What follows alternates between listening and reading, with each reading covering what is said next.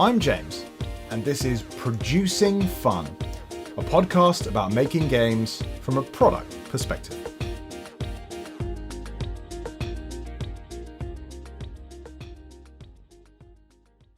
Welcome back to Producing Fun. Since the last season ended in July, things have been pretty intense here at Naylor Games. That's not too surprising when you're shipping your first ever game. That's a lot of work whenever you do it. But when it's against the backdrop of the worst supply chain crisis in living memory, you have your hands pretty full. Not to mention selling the game to retailers, distributors, providing follow-up support, moving stock around, taking it to shows, and now organising your first ever reprint. I am beyond proud that Magnate the First City, a game I first had the idea for 10 years ago, is out there and being enjoyed by people around the world.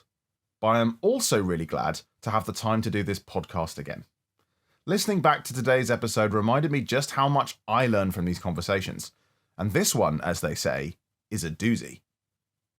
I wanted to kick this season off in style with one of my favourite interviews so far, my conversation with game agent and all-round industry veteran Gaëtan Beaujannot.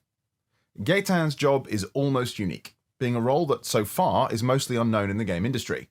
As a game agent, he represents top game designers to top publishers all around the world, helping them get published by the right company for the right price, just as a literary agent would do with a successful novelist. This puts him in a rather unique position.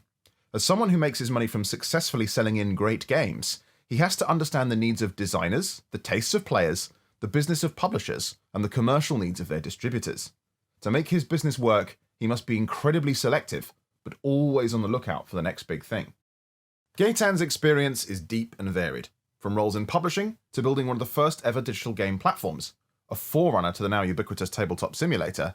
He has decades of experience, having seen firsthand the modern board game market come to be. Unsurprisingly, when I spoke to Gaetan last year, at the time his first ever podcast in English, he was simply brimming with insight.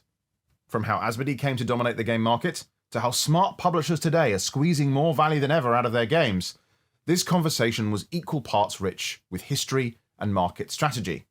Given his practical tips for designers, I think this is an essential listen for anyone who wants to take their tabletop games career further. We join just as we're both talking about how much we'd been missing the trade shows since the start of the pandemic.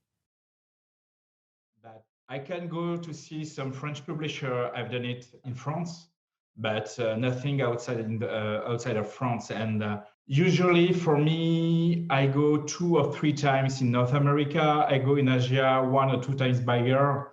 And it's very strange to stay at the same place during 18 months. That is very long, but I've got a house and we work in great place that it's cool. But now, as a lot of people, I need to see some people and just to play and speaking and take some beer and something like that.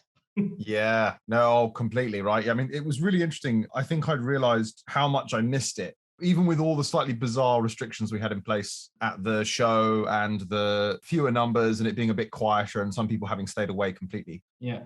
It was so good, yeah, as you said, just to have like a beer at the end of the show and just see people and actually for me, it's something I'd kind of forgotten I'd enjoyed so much was just selling my game on the stand and having people come by and buy copies, just doing that. And even though we didn't have any physical copies to sell, we could only do web pre-orders. But just even that was just so much fun again, and it's sort of I'd forgotten how much fun that was. Yeah. So that's really great. So obviously, then your job takes you to meet loads of different people, right? Normally, so are you normally kind of jetting all over the world then? If it weren't for what happened? Yeah, I work with all over the world. That is clear. We work in France. We are in France. That it's very easy for us to work with the European publisher and distributor, but I work a lot all over the world. And if you can see that a lot of French publisher works with French game designer. It's the same with the German publisher, with the German game designer. And I think it's not the best thing that we can do. Why? Because we need to mix the culture. We need to mix the knowledge. That it's why I think I love to cross the different culture and different people. In ForgeNext, we are 30% of people from Asia, Japan, Korea, the most of them. 30% from North America, from Canada and the US, and the 30% from 40% from Europe, and the most of them clearly from France. And our publisher mostly France and North America.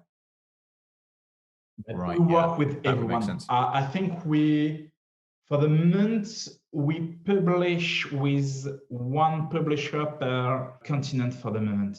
That we just need to find someone in Australia or something like that. But we work with everyone. It's why I travel a lot, but I love that. And I spend a lot of time for that, as I said just before, for that. We work with everyone. It's what's very great in our industry, but and especially in what we do. We are not publisher. We can work with everyone. We can speak with everyone. And it's a jewel, if you can say like that. We have a chance for that. That's why I say that I have the perfect job for that. I love what I do, and it's a chance. When we see that we can have some problems with community, for me, it's strange because in one day I can speak with Korean, with North American, with everyone. And since I think 5 or 6 years, I forgot the border. For me, I work with the world. Well, no, it's very precious. We lost a little with the COVID for that because we can't see everyone, just only with the video or something like that. But in 1 year, when you can eat in different countries, and well, yes, I'm a lucky man, if you can say like that. Yeah, I mean, it does sound like actually like a really, really cool job. I mean, you must be just interacting, as you said, with so many different people, and presumably it gives you an opportunity to play lots of very different kinds of game. Presumably, is what you're doing when you're meeting all these designers. That you've said there's about like a pretty even split across Asia and Europe and North America, pretty much. And we make a selection of the game that we have done in our catalog. But we do all kind of games. Just only one that we never take, it's EV game. Why? Because you have a lot of very famous and very good game designer for that, like Pfister, like Rosenberg, and something like that, and a few number of publisher. And after that, to do a EV game take a lot of time. And for us, to be clear, it's not interesting for the commercial part. Economically, it's not interesting. That we do everything, kids, just like little toy or something like that. But and with abstract game, it's very hard to sell an abstract game. But I love that. I love this kind of games. It's not very too complex to develop it. You just to find the good idea. But after that, it's very easy to sell it. And I accept to lose times, if you can see like this.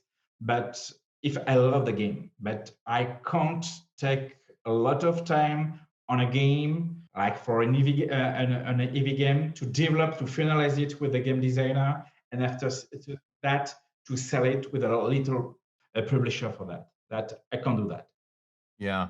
No, that makes a tremendous amount of sense. I think that's really, it's really interesting to hear that from your perspective, that market is quite dominated, isn't it, by not only a small number of publishers, but actually a small number of designers as well that are kind of like. When you check all the games or the EV games on the market, okay, a lot of games from Pfister, from German game designer, but in fact, why you've got that?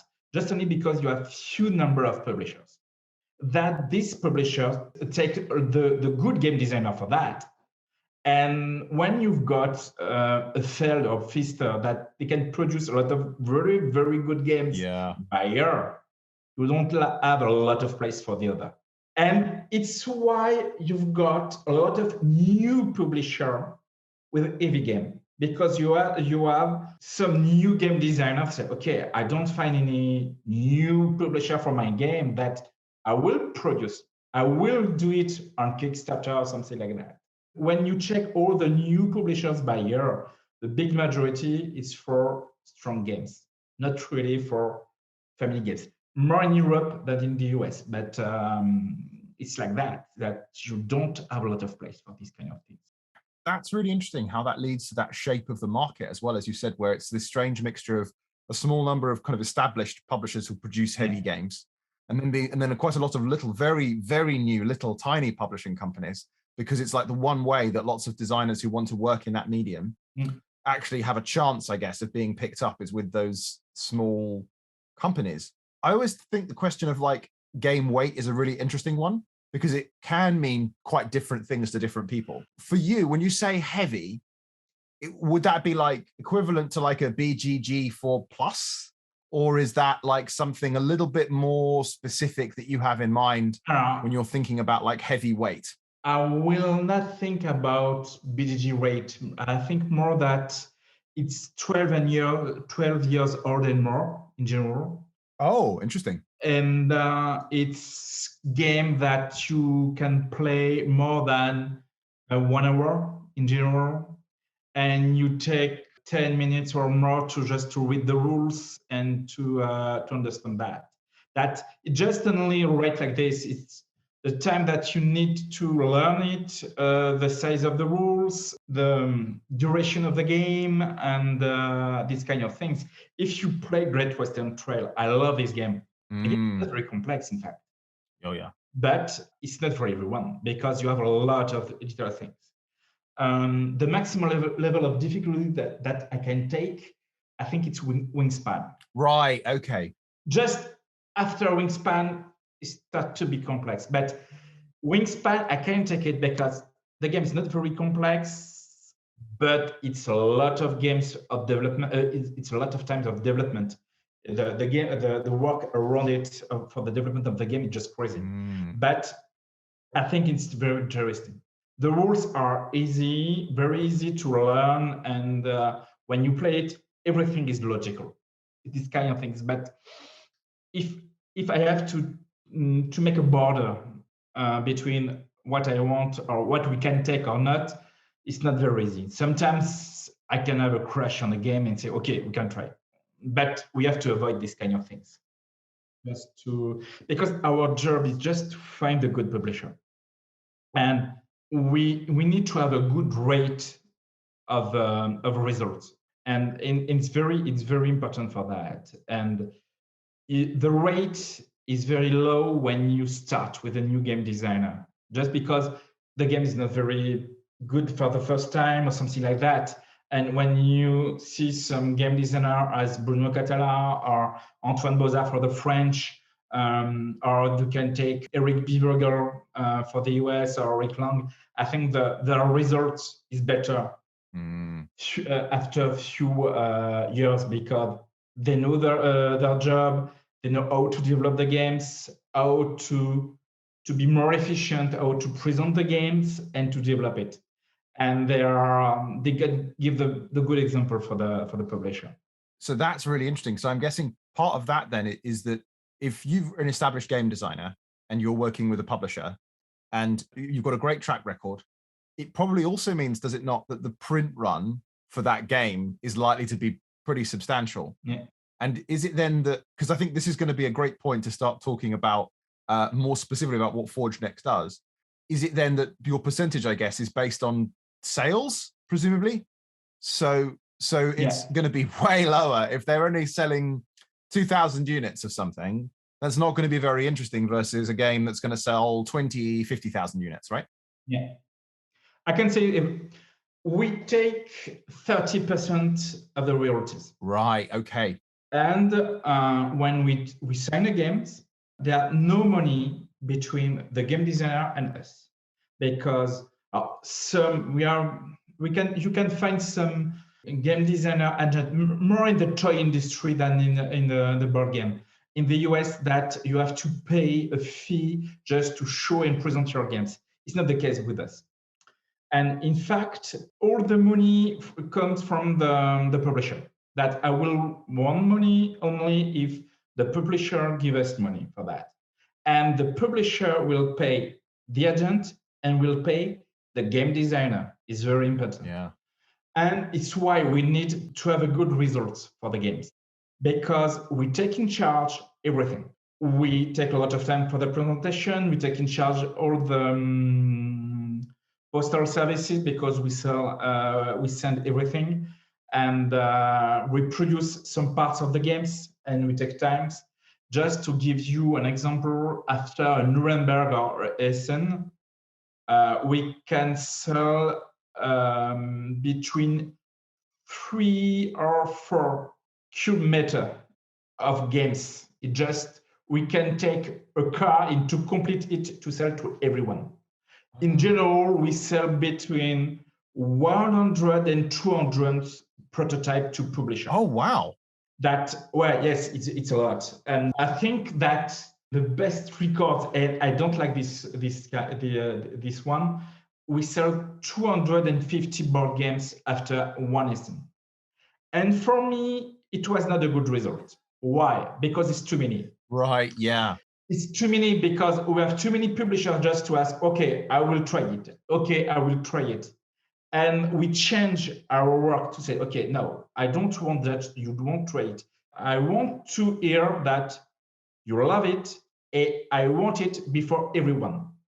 And we change our manner of, for working, just to say, just not to have the interest more than that we change how we show the games and we work with them, and the results are clearly better now that we have the best result for that. So that's really interesting. So just so I'm clear, so in that situation, in that year where you'd had 250, that was 250 games that you presented to publishers. In fact, no, because we never, I don't have it in a catalog. I don't have more than now 25 games in catalog in the segment. And 25 could be a lot, but in fact, we've got 3 or 4 abstract games, 5 kids games, 5 cards games, right? Yeah, 5 party games. That in each range we cut everything. And I don't want to have 2 similar games, because if I've got 2 similar games, one of them will push the others, and it will create some problems, some issue with the game designer. And it's normal that you take my games, but this one is too close of mine, and this one is better, that I burned, if you can say like that, this game. That the selection is very close. Now I want to have not more than 20 games in the same times in our catalog. And one thing very important, I refuse to send a PNP, a pretend play. Yeah. Oh, interesting. Because if someone asks me a pretend play, in general, just to say no. Because it's very important that I have to find the good way for the game designer, live this situation in general and this development in the best way. I have to put everything on the table that he must enjoy it, what it does. And for me, the same for the publisher. Yeah. If this publisher has to do a prototype by themselves, they will never do it. And I prefer they take the time just to play. Yeah. And sometimes what I do on some fair with French publisher, they are close to us, or when we go in the US, they just, okay, you want to play test it, you are with your team, I come in your house or you're on your headquarters, I explain everything, you make one other turn, and if it's okay for you, I go back at home. I just want to be sure that they play with the good rules, with the good materials. If you send a pretend play, they have to take the time it's just awful for them. They don't have the time to do that. After that, they have to create it in the good way, just to avoid any mistake. And everyone can make mistake. And we have a laser cutter or something like that. We try to have great prototype just to play it and to enjoy to play it. That is very important that they can play in the best situation. That makes total sense. I mean, I think, what's that saying? You don't get a second chance at a first impression.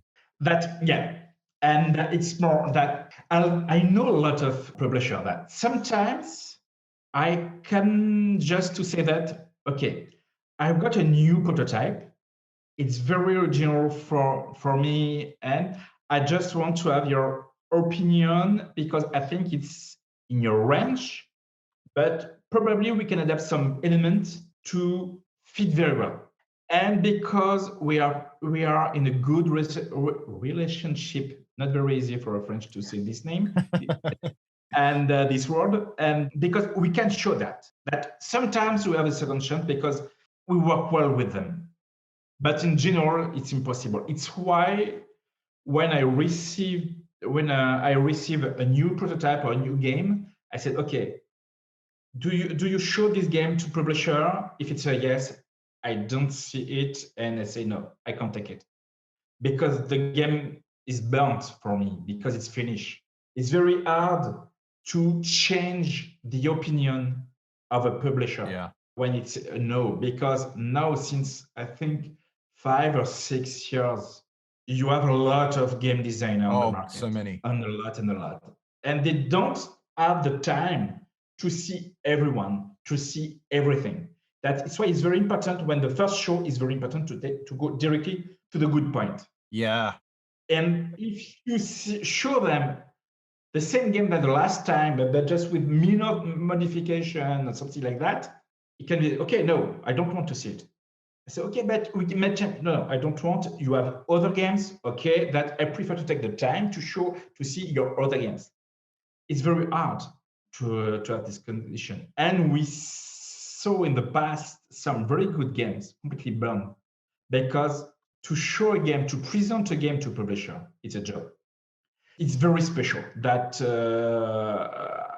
it's a job very different that to be a game designer. In fact, it's a part of commercial. It's a part to be a geek, between geek and between players. And what I said, and when we sell a game to a publisher, we sell it to a player. Yeah. But you have to think one thing. When the game is finished, the publisher has to sell it to a distributor. And the distributor is not a player, he's a commercial. Yeah. And to sell a final product to a distributor is not the same job that to sell to a publisher. That is what's very hard to be a publisher. They have to think not only as a player, they have to think to a commercial. And sometimes when we show a game, clearly we explain the cost production, what will be the marketing point, what is very strong with this game. This game is very good because it's original, not expensive. You can produce it only in Europe because your card are not plastic. And a lot of little points like this. We start with the game is very good because you have a great component, original component with original material, original association of materials of original association of mechanics of games or an original mechanics. But after that, we say a little more. And it's not too expensive. If I say I can sell a very, very good game. But if you've got 200 of dice in it, it's too expensive for the moment. Yeah. That I will lose everything for that. That I have to find the good balance. I have to give to the publisher all the key to say yes, and all the key that he can use them to sell it in his team and his commercial internally.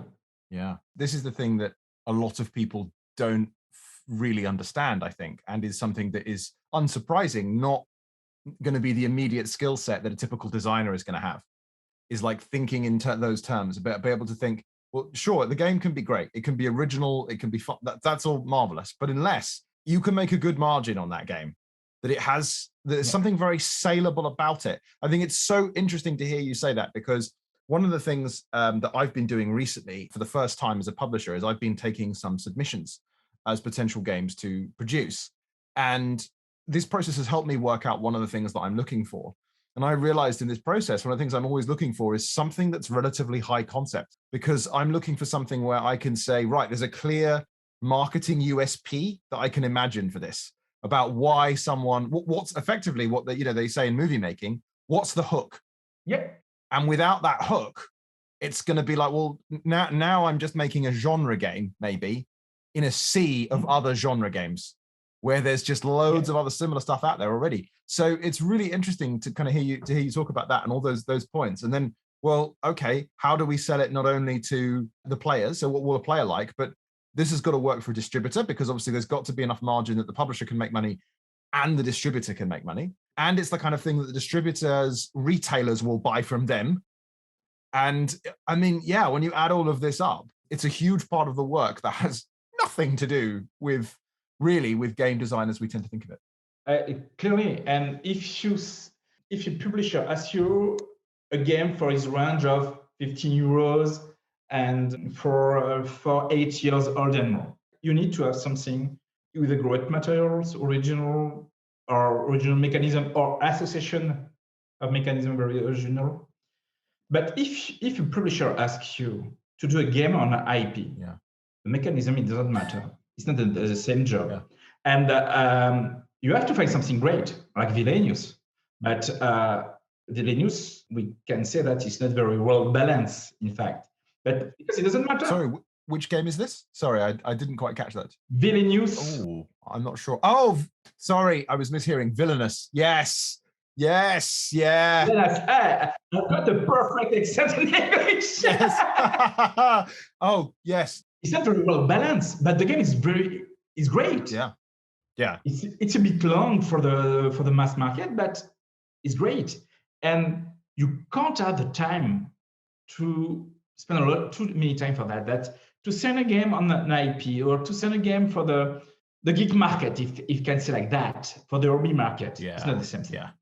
And when I speak to Hasbro, or when I speak to Space Cowboys with Asmodee, I don't have the same speech. I change everything. It's very different for that. Well, it makes sense when you think about what you see in different stores or shops. It's really, I think, a useful way just to help people in thinking about this. Villainous is one of those few games that I see hobbyists talk about that I also see in, for example, a typical high street toy shop. Yeah. You'll see Villainous in there in a way that you're not going to see Scythe in there, right? but you might see Villainous in there, and you look about how different that is, like, and the kind of games that are being sold there. It might as well be a different industry in some ways, right? And there's quite a divergence between them, and only a very few products that tend to seem to make the jump between one to the other. Yeah, but I think what is great with Villainous and Villainous and the success, it's you've got in the game a good hook, original mechanism with in the game that the geek player are interesting to play it, and they push a lot the game, and you've got the success. If you check some games like Shining from Nixlor in the US, if you check some games like this, you didn't have the same feedback from the geek, and the success is not the same.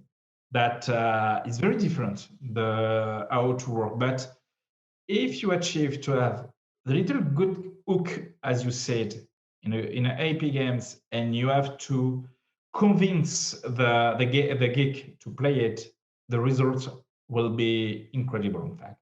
And it's what the Prospero Hall and are very good for that. Yeah, they're really interesting, aren't they? Like, that's a company where I've actually not played many of their games, but I'm been commercially watching them for some time, because I'm so interested in how they've done that. They've got these IPs that obviously are very recognizable IPs on their games, and they seem to have created things that I read reviews of from reviewers that we often have quite similar-ish taste, and I've got a huge amount of regard for their view on what's good and what isn't. And I'm finding, that's curious that it's like doing something for them as well as achieving this degree of mainstream success, which is really cool, because that's sort of like the kind of golden space that if you can do, you want to be in.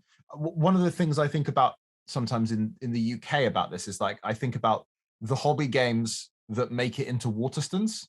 Like, and do you know Waterstones in the UK? It's like a bookshop. Yeah. Yeah, and it's really interesting to see what they carry, because they don't carry anything that would be unusual. So I don't think I've seen anything like I mean, it's very new anyway, something like Oath, but I don't see anything that's or Gloomhaven or something that's heavy and ridiculous price point or anything like that. But I do see they carry things like Settlers of Catan, they carry Ticket to Ride, Carcassonne, these kind of like classic gateway games. and a small number of these titles that seem to have made it into this space where people will just in a bookstore randomly pick it up rather than be a hobbyist, especially. But it's the thing can change a lot. If you check the UK in the 70s or 60s, it was one of the most important country in the world for the board game. Yeah, that's interesting, isn't it? But it changed a lot. And after that, you've got Germany in the 80s and 90s, and with the creation of the Spielejahr and something like that, with new publisher. And since I think 10 years, you've got now France. But it changed a lot new, because if you check the results, commercial results, since 3 or 4 years, now you've got the Poland.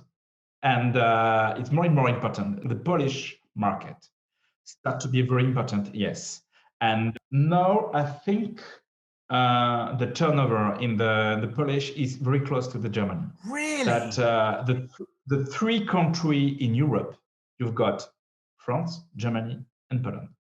Interesting. And in the future, Poland will be, I think, best than the Germany, just for the size of the market, the size of the country, and you've got very strong publisher in the country with Rebel, with Portal, and something like that. That we have to adapt. We have to adapt everything. We have to adapt the market. We have to adapt the taste of the players. The abstract games clearly has better results 30 or 40 years ago. Yeah. And now you can find something great, but it's not only abstract. If you see Azul, you need little more. You need more design, something like that. And since 5 or 6 years, you need more storytelling in the game. And just for example, Asmodee for the moment, they ask story games. They want each time story games. They want to have something to say in the games. Just because you've got a great result for that, they want to use the game to create an IP for the book, for the film, for the anime, for everything. That you've got the players that they love that. It's what you have great results with legacy games, because you have storying, feeling, and so like Gloomhaven and all these kind of games. But you can do more with this kind of things. Yeah. We don't think like that 30 years ago. We want just to have a great board game on the table. Now the publisher, need more and more. I think it's Eric Lang said several years ago that the new bad games, it's the okay games. Not to do a good game is not enough now. Yeah.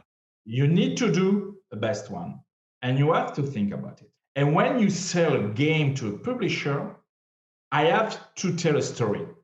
I have to tell a story with some marketing element, with some economical element, but not only. We have just to think about that, and what we can create around the games, it's very, very interesting for that. Yeah. I mean, I find this absolutely fascinating, because that quote from Eric Lang is one I think I've heard before, but it's very much something that I feel all the time, that it isn't enough to be good anymore.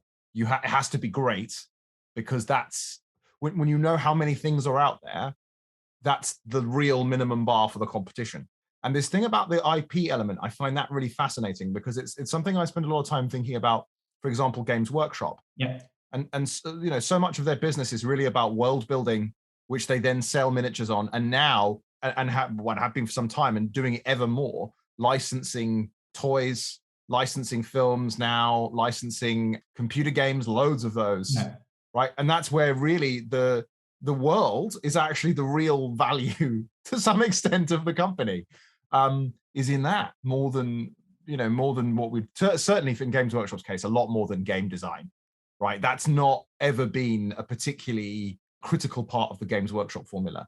And it's so interesting seeing how other companies are now beginning to see that. So that's really interesting to hear that Asmodee specifically are looking for narrative so they can layer on all of these things on top. So you're really getting a lot more potential out of these titles, I guess.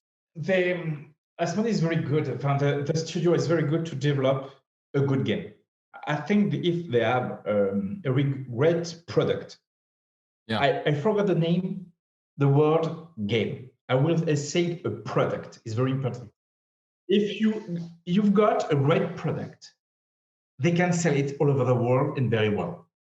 And the big part of my job it's ForgeNext and Staplay. I've got another company in the game industry just for the publisher, and it's another story. And I'm the co-designer of concept. I don't do a lot of games from me because I take all my time in the game design with my with the game designer in the agency. But I've done concept, and with concept, we have a great result. And now with Asmodee, I can see all the difference because since 3 years, they changed a lot of things. How to develop, how they can develop an IP. And they spend more time, in my opinion, to develop an IP, not to develop a game. Interesting. And it's very important. If you see Days of Wonder, for example, they don't have big new games with great results since a lot of times. The duration is very long. They don't have a lot of new games 1 or 2 per year, but in my opinion, they have a lot of works to develop the IP with Ticket to Ride. Yeah. And it's the big part of that job.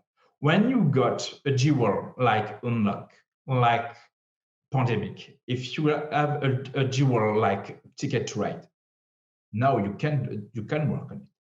If you see Pandemic, the life of Pandemic when it was with only Z-Man with Zev Schlesinger and how the game changed, if you can say like that, the IP, not the product change, when Z-Man has been bought by Philosophia and they developed the IP, it changed a lot of things. That Z-Man at the beginning, they find a jewel. And we have some people in our industry that they can just change a stone in one jewel. I think it's new. It's very new that we didn't work like that 12 years ago. Yeah. Do you think 12 years ago it was much more focused on just developing what would become new successful games rather than this sort of like working out, focusing on a single title that's been very validated and working out how to create as many versions of it and things based on it as possible? From me, in the game industry, we have 2 or 3 different very important moments. The first one is Gaetan, as everyone said, because we find a new monopoly, but with someone for everyone. And it's the new age of the board game. Yeah. And the second very important point is the creation of Asmodee and the development of Asmodee at the beginning of the 2000s. And the other point, it's Dixit. And the last is Kickstarter. Right. Okay. Yeah. Just for my opinion, why Asmodee? Because Asmodee they change the commercial idea. They use the geek and the player to push in the retail of the games to say the new evangelist, you can say like that, for the board game must be the geek. If we push from them, they will show the game to everyone, to their family, and to for that. And they work a lot like this. And the core business of the Asmodee, it's in the retails, not on the internet or on the mass market. And they change a lot of things like that, just to think another way to publish and to make the commercial. It's very important. Interesting. So they were much more focused on thinking about the customer as the evangelist and the geek and the player. Yes. And it's going to drive the marketing effect much more because you rely on that. Because I think about so much of board games being driven by word of mouth, but that's really interesting to think about Asmodee as the first kind of company to really zero in on that as a commercial strategy. That's really interesting. I think that I will say in another way. I think with Mark Nunez, the founder of Asmodee, we have the Steve Jobs of the board game industry. Oh, interesting. Wow. For me, it's like that. It's Mark Nunez is the Steve Jobs of the board game industry. Yeah. And it's not because he's French, and it's just because it's too good. If you see with very important people in the game industry, in the story of the game industry, I think Mark Nunez changed a lot of things more than any other people. More than Christian Peterson, for example, or something very good people, very strong, but Mark Nunez changed everything for that. Just to think the commercial, to take the good people, to buy everyone, just to have a good move. And other point when I speak about Dixit, and again, it's not because it's French, because it's, and just to say one thing, Dixit, Asmodee didn't want it. Really? At the beginning of the yes, they did. At the beginning, the first distributor of Dixit was Pi, a little publisher in the US, in France, and no one wanted to have it in the US at the beginning. Regis Bonse, the founder of Libelud, was very clever for that. And what is very important for me with these games is because we push a lot on the illustration, on the world around the game, just not to have something that we push a pawn or we roll a dice just to create a story around the table. And for me, it's the first game that with this is so powerful for that. Yeah, yeah. And the next step of these kind of things is the Kickstarter. Yes, makes sense. Thanks to Kickstarter, we have more materials, more very beautiful games, and we have something, we can create something new. And Dixit plus Kickstarter, we have the actual board game industry. And we have to tell a story, we have to have great materials, we have to play on the table, we have to avoid to be on video games, and everything is on it. And it was very strong for that. And it's the actual step for this one. And now for me, the game designer, when you want to sell games like this, you have to try that the players around the table as an adventure. Mm-hmm. Just a little adventure about 10 minutes or to tell a story, but for everything, for party games, for an abstract, so to have sensation, to have some matter that you can play with it, just to, we need to live something. And it was very important with Dixit and Kickstarter, because these 2 points give us the keys to do that, in fact. I find that absolutely fascinating. That is really, really, really interesting. And I would completely agree with you that creating that sense of, as you put it, adventure, or we're living something around, at the table, I think is so important. And it strikes me that one of the reasons that I like working in ways where I start with theme is just because it's kind of easier for me to tell a story in that sense, if I know if that's where I'm starting. So in terms of crafting that experience or that moment. A game that I play very regularly, I probably mentioned a couple of times on the podcast actually, with my developer Jaya, is a game called Eon's End. And one of the things I really like about that game is how much that climactic boss fight feeling, it captures that moment really well. And I think it's like, for me, getting those kind of moments, that experience is so critical to making anything successful these days. So this is absolutely fascinating. It's really, really cool to hear your perspective, because you are, as I understand it, to try and make sure I've really got the business of how ForgeNext works. You're a lot like someone like a literary agent, right? Or a Hollywood talent agent, a bit like that. Well, we are close to a literary agent. We can sign a game designer just for one game. And we have done it in the past with very famous game designer as Antoine Bozard, or with Marc-André, the game designer of Splendor. Just because, for example, for Antoine, he had a children game that he didn't want at this moment when he gave us the game, that it was not in this target to see the publisher for kids game. That okay, Gaetan, I know you. That can you take the game and to show to the publisher for the kid games and to push it. And Marc-André tried to work with foreign publisher. He has some. He's not very good in English. That ask us to push it. That we have done with him. Sail Away with Mattel and Majesty with Hansing Gluck.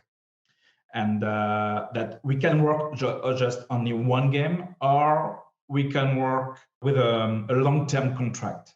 In this case, we work on all the game of a game designer during 3 or 5 years. But first, we wish to try just with on one game, just to be sure that how we work it's fine for him and for us. For us, we can work together easily. That is very important for that. Well, that makes a lot of sense to me, because I can imagine that particularly if you've got this really tight catalog where you said 20, 25 games with deliberately not having things that overlap so that you've got a nice clear delineation and very different things in the catalog, then I can imagine you might not want, presumably, to be promoting all the time all the games being made by a designer anyway, right? Because some designers are very prolific. They produce a lot of different games, right? For the moment, well, yes, we sign more than 100 games published now or in the pipeline for publishing. And for that, one game stay in catalog, in front of our catalog. We say in front of, because it's important, during 18 months. Right. After that, we push new games. That all the time we have new games, all games. But if the game designer is agree, we keep it in our agency, because sometimes we have a new publisher that say, okay, I try to have a game like this or like this, and we're okay. This game design that we have done 6 or 7 years ago is great for that. And it's not rare to sign a game that we got in the agency since 5 or 6 years. We have just to find the good publisher for the good game to fit the same time. It's very important for that. That in general, we've got 15 new games in agency by year. But at the moment when we sign it, we don't show it immediately, because in 90% we work on it just to finalize the development, just to be sure that everything is okay. And after this, we work on the rules, because it's very, very important. Oh, yeah. And we have someone in the company that speaks very well English, that's completely fluent, that we do everything in English.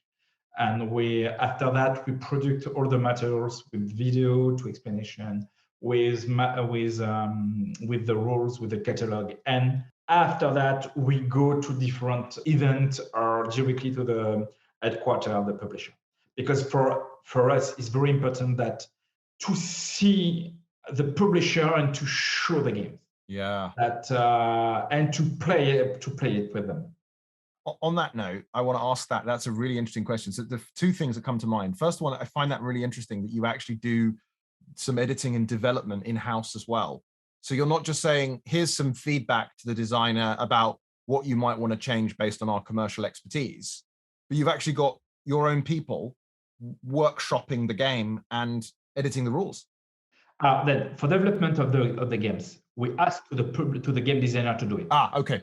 We speak a lot with him. We make some playtests, but it's very important that the games stay his game. Right. Yeah. Okay, that makes sense. It's very important for that, because we don't have the truth. We don't know everything. Okay, we know the market, but the market changed a lot, as I said before, that we have to adapt it permanently to the new taste of the publisher, the new taste of the player, and the new constraint. Just for example, for the moment, we have a lot of constraint for the material, something like that. We have to think about everything. And I have to be sure that the game designer listen what we can say. That we don't want to have a game designer that they say yes to everything that what I said, because you have to say to me, no, Gaetan, it doesn't work because I test this point or this point, and not. I said, okay, perfect. Or no, Gaetan, I'm not agree with it because in the story of the game, it's not really fit very well, or something like that. Okay.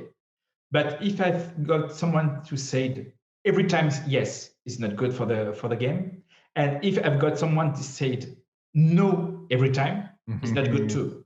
That Yeah. just to have something very good in the to say it, to think about it, and the job is not finished when we sign a contract with the publisher. We'll continue to work with the publisher to develop the games, to have new elements. That I have to be sure that the game designer will be okay with that. Yeah, because it's that difficult. It's the difficult balance, isn't it? Because you've got to make sure someone has the ability to take feedback and be able to honestly take on those things and think about how to develop them. But they've also got to know their own mind and their own work and have really understood it to the extent where they know they can say, well, yeah, that wouldn't work for this reason, or well, that doesn't fit with that, or I tried that earlier and the reason it didn't work was this. Versus, but also if on the other side, that's really interesting because I guess how much are you selling the person as well as the design then? Just out of how much? How much are you sort of selling the person, as in the designer, as well as the design then? That's kind of part of it, almost. I think we signed 50% of the game that we got in catalog, depending of the moment. Oh, sorry, that wasn't my question. Although that's very useful to know. That's really cool about that 50%. No, I was just thinking in terms of I think about so many creative. The creative part of the games. Yes, and I'm really aware that often it isn't just about the creative work or the potential of someone, the skills they have, but it's also about, or rather, not so much about what they've always produced, but about who they are. Like in the sense that if someone is a very easy person to work with, they might be slightly less talented than the other person. But if they're really easy to work with, they can take on feedback and they can grow and they can develop.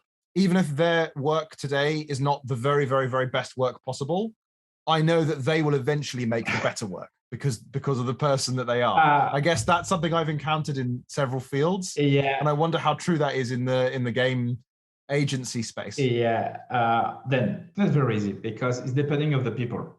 To work with an agency, that as an agent, we have to stay in the shadow. It's very important for that. We are not in the light. And the game designer must to understand that.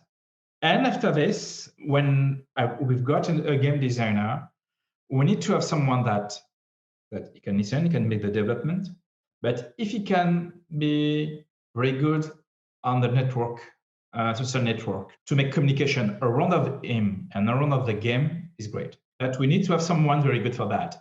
But the most of our game designer is not the case. Why I say that? Just because they don't want if you work with an agent, in general, it's because you don't like to discuss about the contract, about this kind of things. You want to be focused on the creation and all the feeling of that.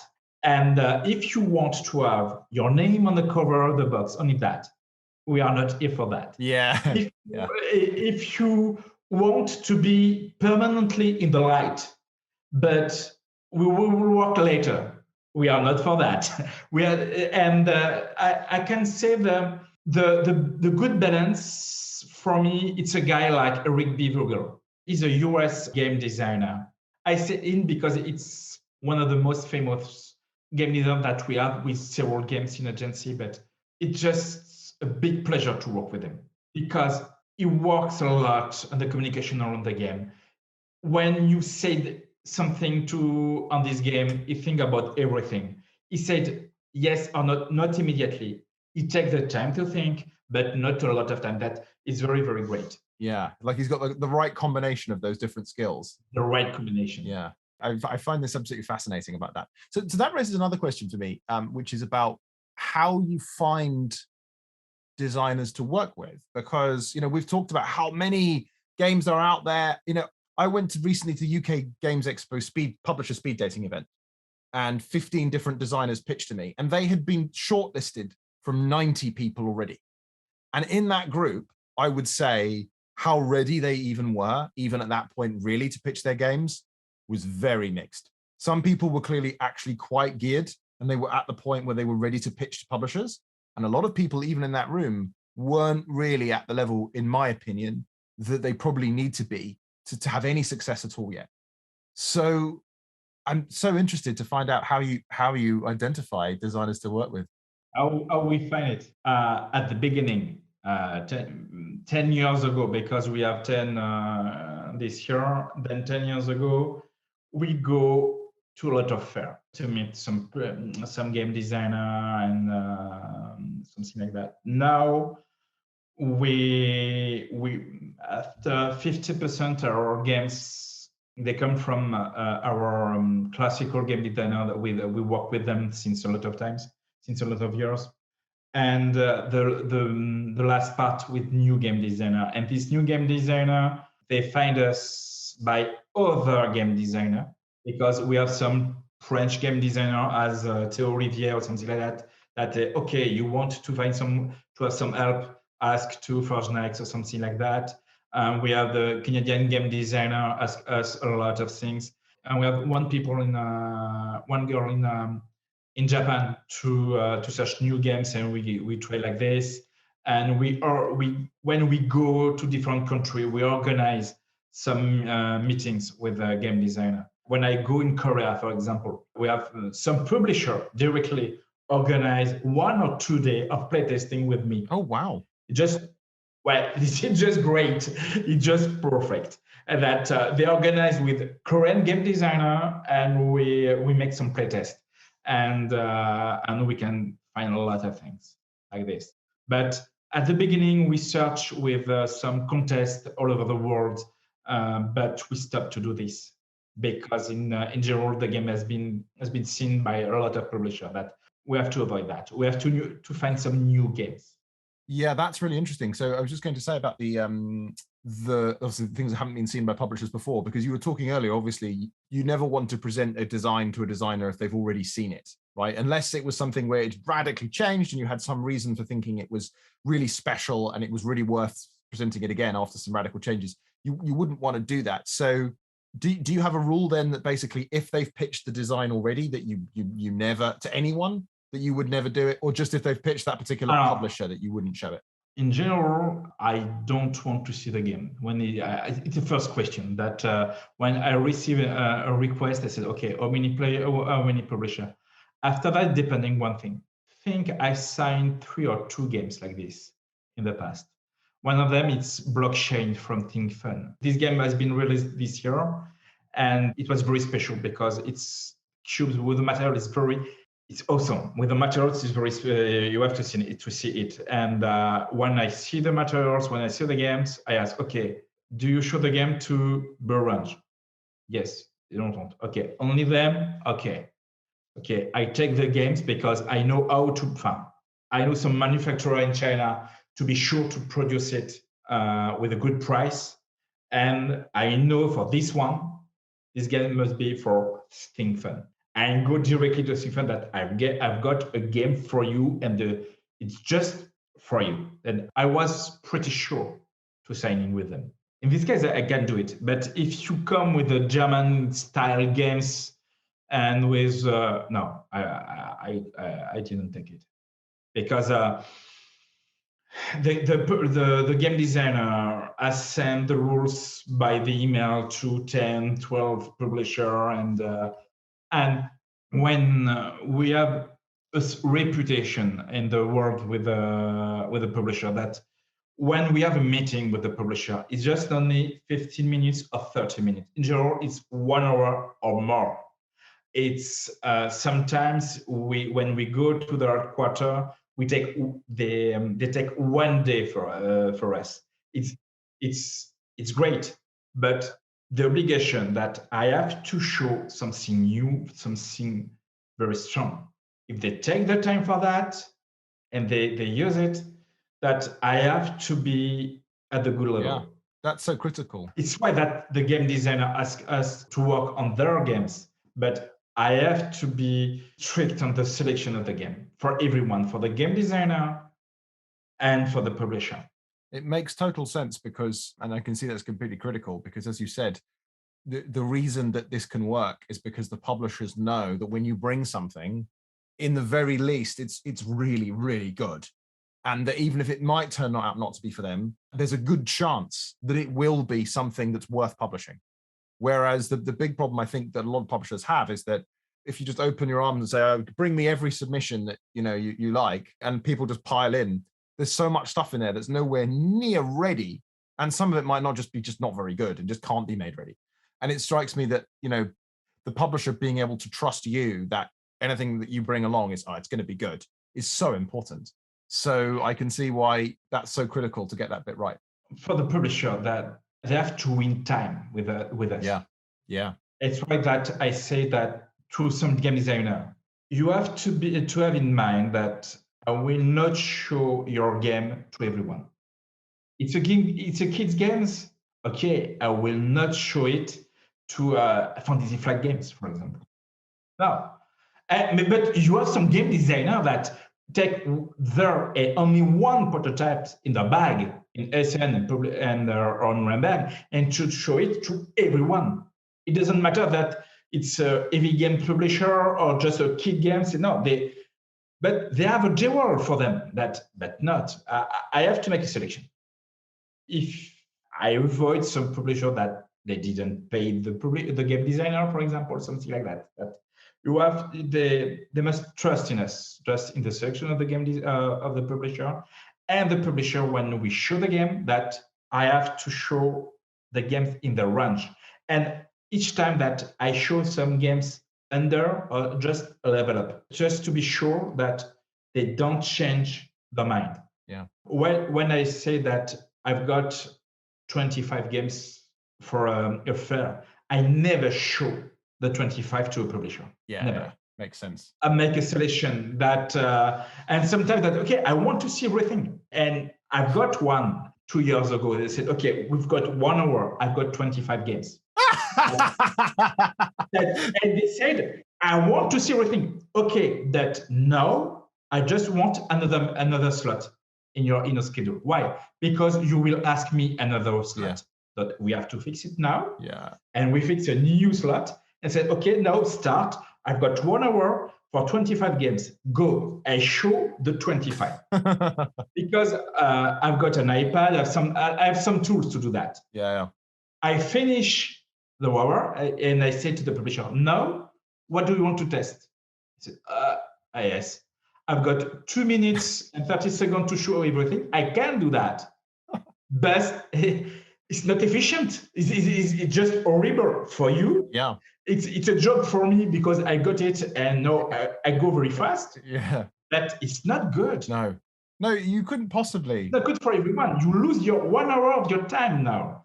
You have to trust in me and to just, I want to show if you change your range or if you search new games or new typical games, say me at the beginning of the meeting, I will adapt my catalog. And now what we do that before big fair like Nuremberg or Essen, we organize Zoom or Skype meeting, video meeting to make a first show of the catalog.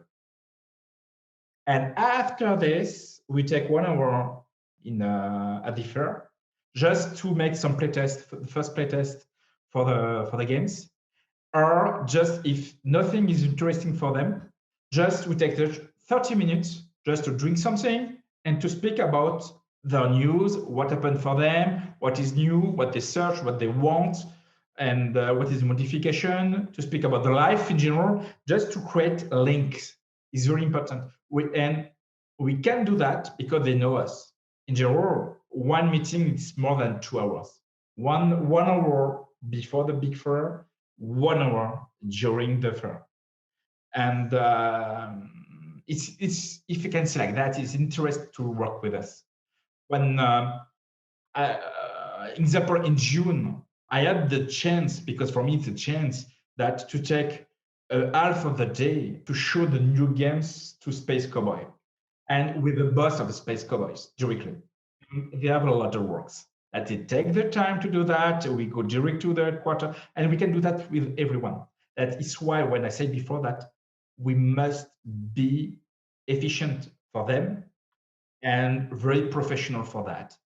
And it's in the interest of everyone. It takes time, but it's fun. Yeah, completely. So that raises another question for me that I've been kind of burning to ask you for the last, I feel like half an hour. And it's about Tabletop Simulator and Tabletopia. Because I'm obviously during the whole pandemic, we've had a lot of people not being able to physically meet up to playtest. I've been invited to so many things to playtest things on Tabletop Simulator, to do it all digitally. And I've recently been testing some games digitally as well as potential ones to publish. And I have to admit, I really don't like it. It feels like I'm not getting the experience that's anything like the experience in some ways of playing in a physically together at the tabletop.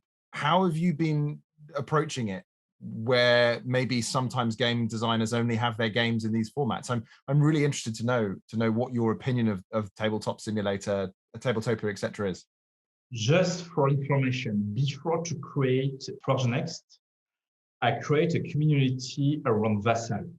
I don't know if you know Vassal. No, I don't think I do. Vassal, it was a virtual table game table at the beginning of the 2000s. It's with Java, and when everyone discovered Tabletop Simulator, Yeah. okay, it's not true. We have got this kind of materials been more than 10 years. I started with that, in fact. It's like that I met a lot of publisher, I met a lot of game designer. I started to put some prototype on Vassal and to test it online. Interesting. And I've got this kind of feelings. But what I say that is great for testing some elements, but not to show a game. Right, yeah.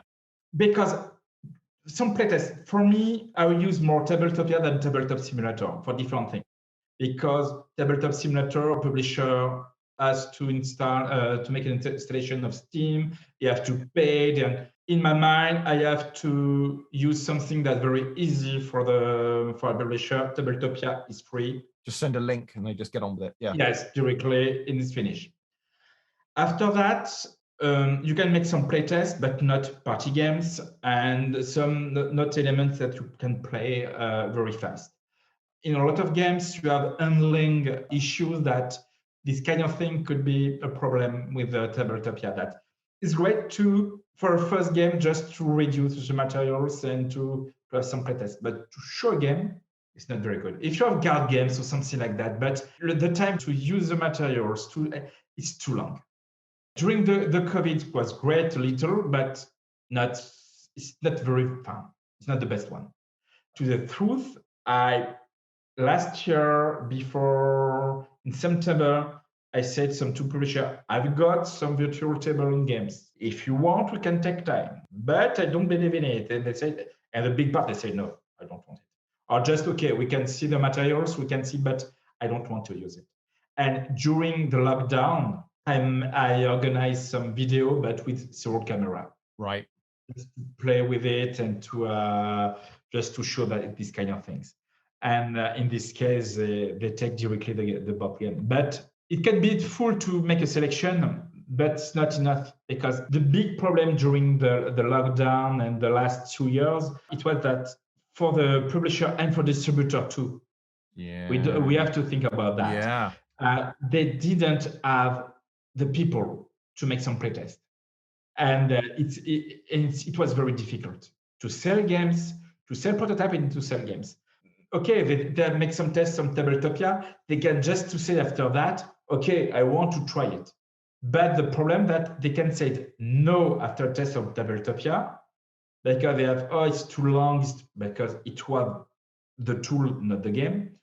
And after that, okay, they have the game. Now they have to find people to play test. And it's difficult. It's so interesting, isn't it? And I've encountered this challenge myself this year. Our new game that as we've just announced is called Boardgames, the Board Game, the Card Game. And it is a card game about making board games. It has a party game element inside it where you pitch design. So you have a mixture of different themes. Each one of the cards has got beautiful artwork capturing the style of how that game is generally shown. And then at the end of the game, you pitch to other people your game concept based on the cards you've drawn and you've played, basically. And it was really painful getting people to playtest that this year, because I'd had people playtest it, but they'd play maybe just 2 people. And the game works. It works with that number of people, but it's not really designed for it. And it's sort of really a pity not to see it played that count. So I can imagine that, particularly if you've got a whole catalog of different things, and you're trying to playtest them or demo them to different distributors, that's such a huge pain. Like just being able to do that, like it would be just a real handicap on one's ability to do that, because this has been my experience, is that to really show a game off, like doing it online just doesn't work. It's good. It's a good tool. Just make some development. Sometimes when I've got someone to one of my developer, he lives at only 30 minutes ago from our office, and during the COVID, we have done okay. Don't move.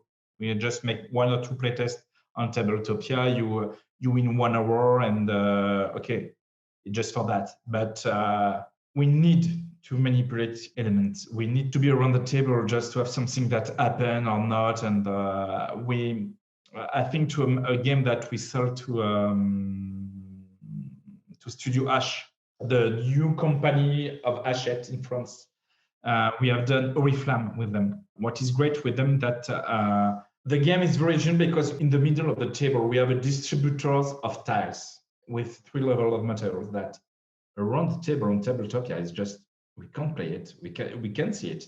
When you play it on the table, you see the problems with the materials, and you see the good feeling that you can have with this kind of materials. That you see the two elements. Yeah, okay, yeah. It's really difficult to push. We have to change it, but it's very fun to use it. And you can't have that. So it's very important to meet each other. But it's useful. But we can't do that. I can't use it to show a game to a publisher. Makes a lot of sense.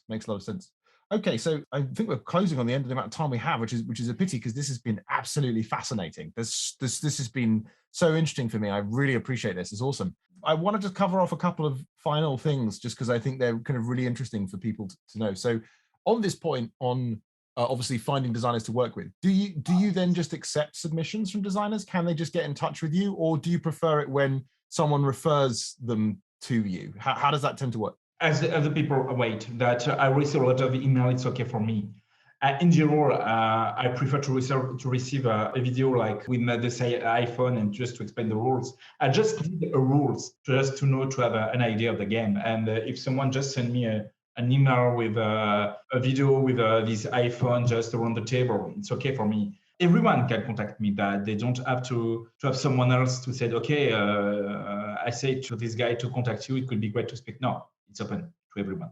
Okay, great. Well, that's really good, because I'm sure there may be some people listening to this episode who feel like they certainly might have something special that they'd like to share with you. So that's really cool to hear that. The second thing is, I guess, is I'd like to know what your top 3 tips, if you had to pick them, would be for designers looking to get their games signed. To have something original, as we said before.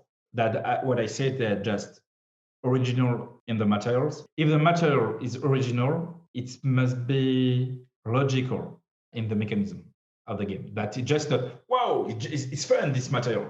And okay, but I discover I play it one time. After that, okay, next. It's a great material, but in the idea of the great idea of the grand design.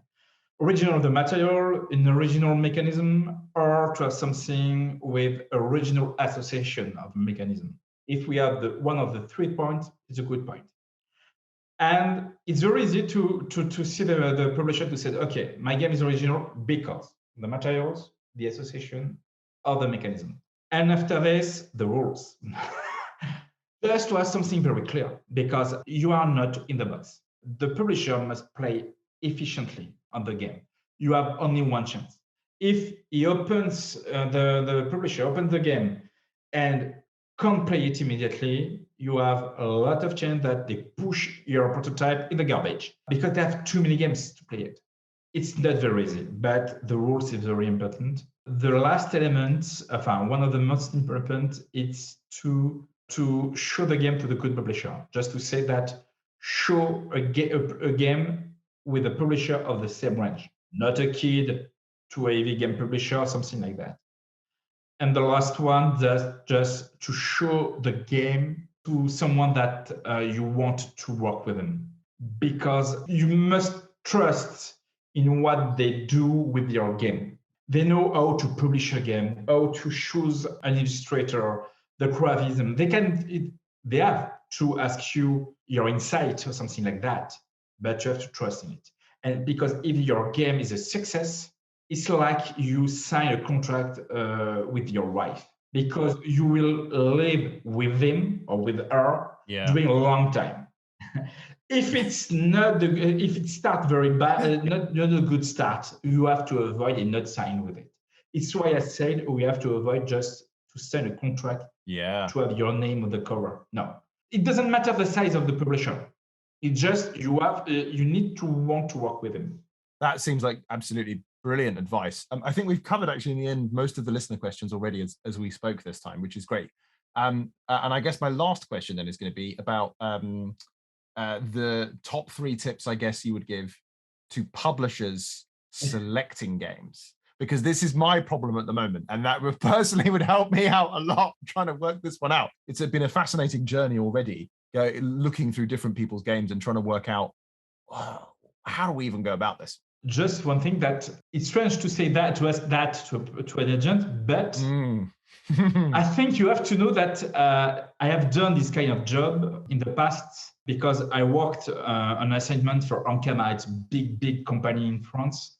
In the past, ForgeNext sells services to publishers to help them. That we stopped to do that. Now ForgeNext is only focused on the game designer. I created a new company with Instaplay, and their job is to sell services to publishers, to help them to find new games. It's like that we have done Draftosaurus with Ankama. It's like that I met Matthew Dunstan and other game designers. Right, it's when I worked for Ankama as a contractor. And I had this question in my mind, because it's very easy that I know how to push a game to a publisher, but now I have to think as a publisher. And the first thing for me, it's you need an original game. Again, it's the same first point, that you need an original game that will seduce. Yeah, makes sense. Yes, the players, but the distributor too. You have to think to the product, not the game. You have to think as a player and as a commercial. Then the original point is very important for me. And when you are a little publisher or you start a new range, it's the third thing that you have in mind.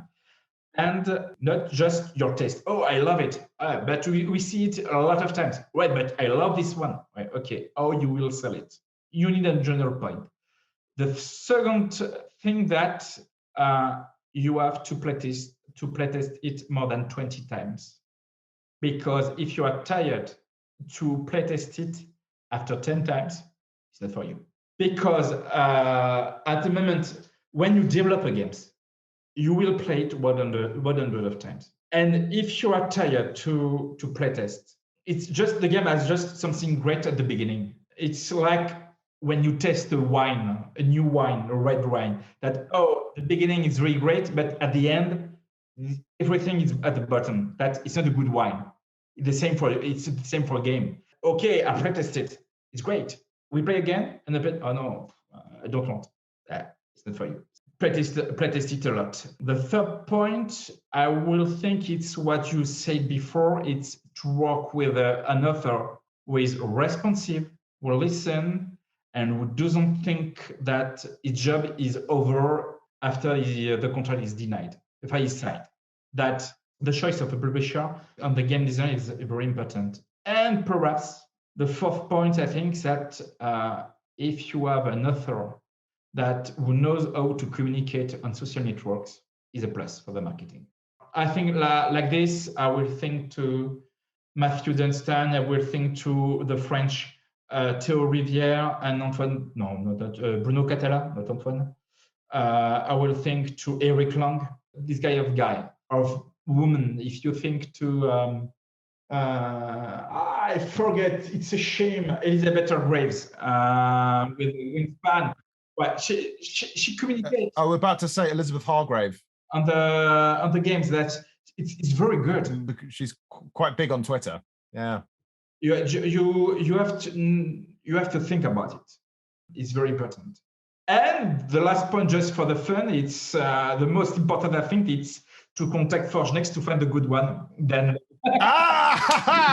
Excellent. See, this is why you're an agent. Yes. You know how to market things. Exactly. You knew I was about to ask that question anyway. That's fantastic. That's absolutely perfect. Absolutely. So, if designers are interested, they should get in touch with you. What's the best way to do that? Just through the website, ForgeNext.com? ForgeNext.com, and the email is contact@ForgeNext.com. And we've got a Facebook page, Twitter account that we don't a lot use it, but yes, we on the social network, website, and everything. Fantastic. That's so cool. Well, thank you once again for speaking to me today. It's been absolutely brilliant. I feel like I've learned a tremendous amount, and there's a lot I think I'm going to be thinking about from this episode. And I think that's probably going to be true for a lot of the listeners as well. So, Gaetan, thank you so much again. Thanks a lot. That was absolutely great. It was a real pleasure.